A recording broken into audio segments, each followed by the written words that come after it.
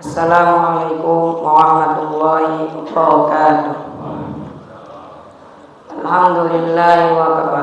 Wassalatu wassalamu ala nabiyyil mustafa wa ala alihi wa ashabihi ahlus sidqi wassafa. Wa ba'du.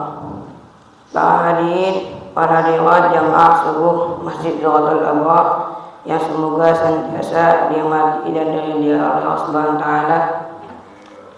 Dalam penepan ba'da subuh yang barokah ini, insyaallah kami akan menyampaikan hadis yang ditemakan dengan hasad dengki memakan kebaikan.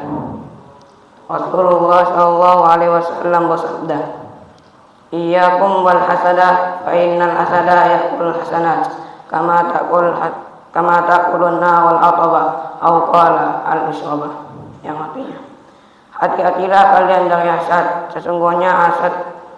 sesungguhnya hasad memakan kebaikan sebagaimana api memakan kayu bakar atau semak belukar rumput kering.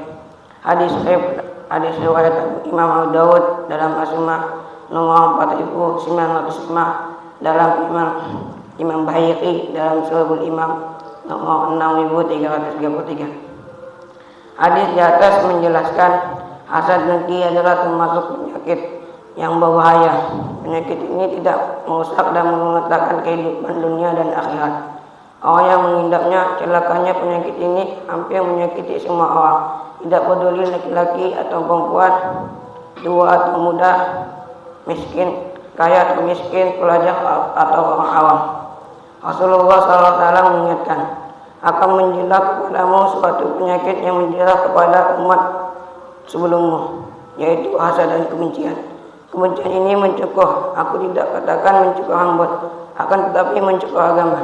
Demi Allah yang jiwaku berada di tangannya, sesungguhnya kalian tidak masuk surga sampai beriman, dan kalian tidak beriman sampai kalian saling mencintai. Maka aku ceritakan dalam satu hal yang menguatkan kecintaan di antara kalian. Sebarkanlah salam di antara kalian. Hadis At-Tirmidzi. Syekhul Imam Ibnu Taimiyah rahimahullah berkata, dia adalah penyakit yang menyakiti banyak orang. Tidak ada yang terbebas darinya kecuali sedikit. Tidak pernah badan manusia terlepas dari hasad dengki. Ia tercela, maka dia akan menampakkannya, sedangkan orang yang mulia akan menyembunyikannya. Imam Al-Ghazali rahimahullah berkata, ketahuilah, tidaklah hasad itu kecuali kepada perkara nikmat. Bila Allah memberikan suatu nikmat kepada seorangmu, maka engkau akan mengalami salah satu dari dua hal. Hal pertama, engkau membenci nikmat tersebut dan menginginkan agar nikmat itu hilang. Maka inilah yang dinamakan hasad dengki. Atau hal kedua, engkau tidak menginginkan hilangnya nikmat.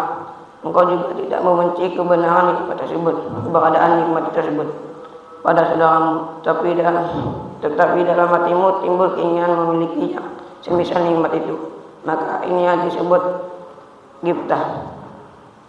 Semoga Allah menyelamatkan kita dari penyakit pengusak yang bernama hasad dengki ini, sehingga terjagalah dunia dan akhirat kita dari kerusakan kebinasaan.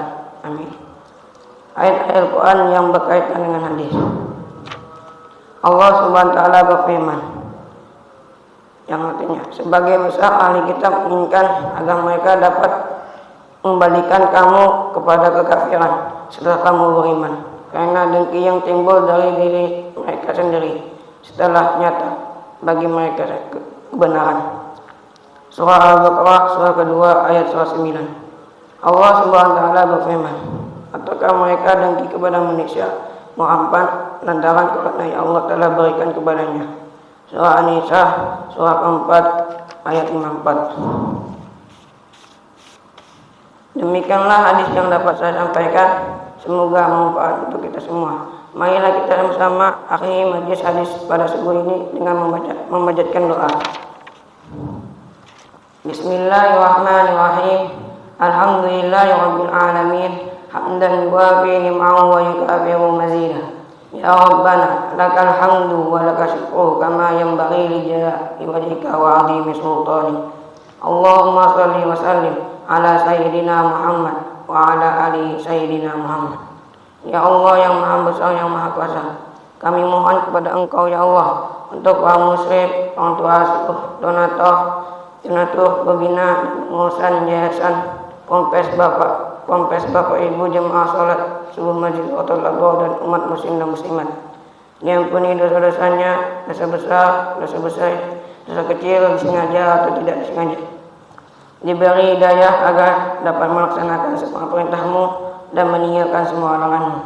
Diberi kesehatan agar bisa istiqomah dalam melaksanakan ibadah baik yang wajib maupun yang sunnah. Diberi rezeki yang luas dalam berkah agar mau berbagi kepada anak yatim dan duafa dan pujang Islam. Diberi kemampuan bisa bersabar jika menerima musibah dan pandai mensyukuri kenikmatan. Diberi keturunan yang qurratu a'yun, keturunan yang soleh dan solehah. Rabbana atina fid dunya hasanah wa fil akhirati hasanah wa qina adzabannar. Subhana rabbika rabbil izzati amma yasifun wa salamun alal mursalin walhamdulillahi rabbil alamin. Sekian dari saya. Wassalamualaikum warahmatullahi wabarakatuh.